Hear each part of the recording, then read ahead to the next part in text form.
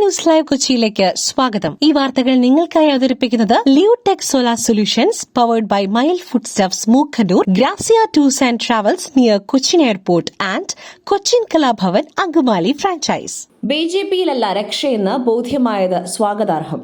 ക്രൈസ്തവ സഭാധ്യക്ഷന്മാരെ വിമർശിച്ച് സിപിഐ മുഖപത്രം ജനയുഗം. ക്രൈസ്തവ സഭാധ്യക്ഷന്മാരെ വിമർശിച്ച് സിപിഐ മുഖപത്രം ജനയുഗം. ബിജെപി നിലപാടിനെ പിന്തുണച്ച ബിഷപ്പുമാർക്ക് വൈകിയാണെങ്കിലും തിരിച്ചറിവുണ്ടായെന്നാണ് മുഖപ്രസംഗത്തിലെ വിമർശനം. FCRA വിഷയം ഉൾപ്പെടെ പരാമർശിച്ചാണ് മുഖപ്രസംഗം.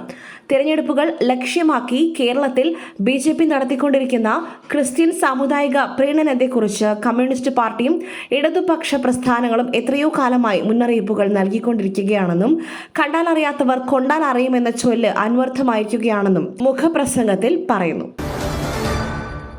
പോപ്പ് രാഷ്ട്രീയക്കാരനാകല്ല, മഹാനായ മാർപ്പാപ്പയാകാനാണ് ശ്രദ്ധ കേന്ദ്രീകരിക്കേണ്ടത്. മാർപ്പാപ്പയ്ക്കെതിരെ ട്രംപ്. യുദ്ധത്തിനെതിരെ പ്രതികരണം നടത്തിയ ലിയോ 14 മാർപ്പാപ്പയ്ക്കെതിരെ രൂക്ഷ വിമർശനവുമായി ഡൊണാൾഡ് ട്രംപ്. രാഷ്ട്രീയക്കാരനാകാനല്ല, മഹാനായ മാർപ്പാപ്പയാകുവാനാണ് ശ്രദ്ധ കേന്ദ്രീകരിക്കേണ്ടതെന്ന് ട്രംപ് സമൂഹ മാധ്യമ പ്ലാറ്റ്ഫോമായ ട്രൂത്ത് സോഷ്യലിൽ പറഞ്ഞു. അമേരിക്കൻ പ്രസിഡന്റിനെ വിമർശിക്കുന്ന ഒരു മാർപ്പാപ്പയെ തനിക്ക് വേണ്ട. ലിയോ മാർപ്പാപ്പ തന്നോട് നന്ദിയുള്ളവനായിരിക്കണം. ഒരു അമേരിക്കക്കാരനായതിനാൽ മാത്രമാണ് സഭ ലിയോയെ മാർപ്പാപ്പ ആക്കിയതെന്നും ട്രംപ് പറയുന്നു. ചർച്ചകൾ നിർണായക ഘട്ടത്തിലായിരിക്കെ നെതന്യാഹു JD വാൻസിനെ ഫോണിൽ വിളിച്ചത് തിരിച്ചടിയായി. Abbas Araghchi. ഇറാൻ അമേരിക്ക സമാധാന ചർച്ചകൾ പരാജയപ്പെട്ടതിന് പിന്നിൽ ഇസ്രായേലിന്റെ ഇടപെടലെന്ന് ഇറാൻ വിദേശകാര്യമന്ത്രി അബ്ബാസ് അരാഗ്ചി.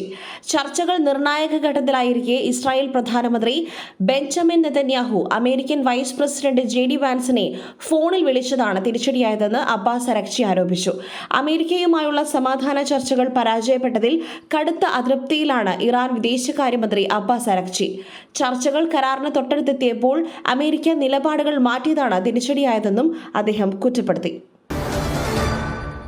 കോഴിക്കോട് വയോധികൻ ജീവനൊടുക്കി. പോക്സോ കേസിൽ പ്രതി ചേർത്തതിൽ മനം നൊന്തെന്ന് കുടുംബം. കോഴിക്കോട് വയോധികൻ ജീവനൊടുക്കി. പോക്സോ കേസിൽ പ്രതി ചേർത്തതിൽ മനം നൊന്താണ് ജീവനൊടുക്കിയതെന്ന് കുടുംബം. താമരശ്ശേരി ഈങ്ങാപ്പുഴ സ്വദേശി ഭാസ്കരനാണ് മരിച്ചത്. ഭാസ്കരനെതിരെ 6 വയസ്സുകാരിയുടെ മൊഴി പ്രകാരം പോക്സോ കേസ് എടുത്തിരുന്നു. താമരശ്ശേരി പരപ്പൻപൊയിൽ കരുവാറന്മലുള്ള തറവാട് വീടിനകത്തെ ജനൽ കമ്പിയിലാണ് തൂങ്ങി മരിച്ച നിലയിൽ കണ്ടെത്തിയത്. കൈഞ്ഞരം പറന്ന ശേഷമാണ് തൂങ്ങിയത്. 2 ദിവസം മുൻപാണ് കേസെടുത്തത്. ഇറാന് ആയുധങ്ങൾ കൈമാറുകയാണെങ്കിൽ ചൈനയ്ക്ക് 50% തീരുവ ചുമത്തും ഭീഷണിയുമായി ട്രംപ്. ചൈനയ്ക്കെതിരെ തീരുവ ഭീഷണിയുമായി ട്രംപ്. ഇറാൻ ആയുധങ്ങൾ കൈമാറുകയാണെങ്കിൽ ചൈനയ്ക്ക് 50% തീരുവ ചുമത്തുമെന്ന് ട്രംപ്. പുതിയ വ്യോമ പ്രതിരോധ സംവിധാനങ്ങൾ ഇറാന് നൽകുവാൻ ചൈന തയ്യാറെടുക്കുന്നതായി US ഇന്റലിജൻസ് റിപ്പോർട്ട് പുറത്തുവന്നിരുന്നു. ഈ റിപ്പോർട്ടിന്റെ പശ്ചാത്തലത്തിലാണ് ട്രംപിന്റെ ഭീഷണി. പുട്ടു രുചികരമാവണമെങ്കിൽ മയിലിന്റെ പുട്ടുപൊടി തന്നെ വേണം. അതിന് ചെമ്പാപ്പുട്ടാണെങ്കിലും അങ്ങനെ തന്നെ. മയിൽ റൈസ് ആൻഡ് ഫുഡ് പ്രൊഡക്ട്സ്, ശ്രേഷ്ഠം സമ്പുഷ്ടം. വനിതാ സംവരണ ഭേദഗതി ബില്ലിനെ പിന്തുണയ്ക്കണം. മല്ലികാർജുൻ ഖാർഗെയ്ക്ക് കത്തയച്ച കിരൺ റിജിജു. വനിതാ സംവരണ ഭേദഗതി ബില്ലിനെ പിന്തുണയ്ക്കണമെന്നാവശ്യപ്പെട്ട് AICC അധ്യക്ഷൻ മല്ലികാർജുൻ ഖാർഗെയ്ക്ക് കത്തയച്ച കേന്ദ്രമന്ത്രി കിരൺ റിജിജു എല്ലാ രാഷ്ട്രീയ പാർട്ടികളുമായും ചർച്ച നടത്തി. മണ്ഡല പുനർനിർമ്മാണവുമായി ബന്ധപ്പെട്ട ഭേദഗതികൾ പൂർത്തിയാക്കി 2029ഓടെ വനിതാ സംവരണത്തിന്റെ ഗുണഫലം ഉറപ്പാക്കണമെന്നും കേന്ദ്രമന്ത്രി.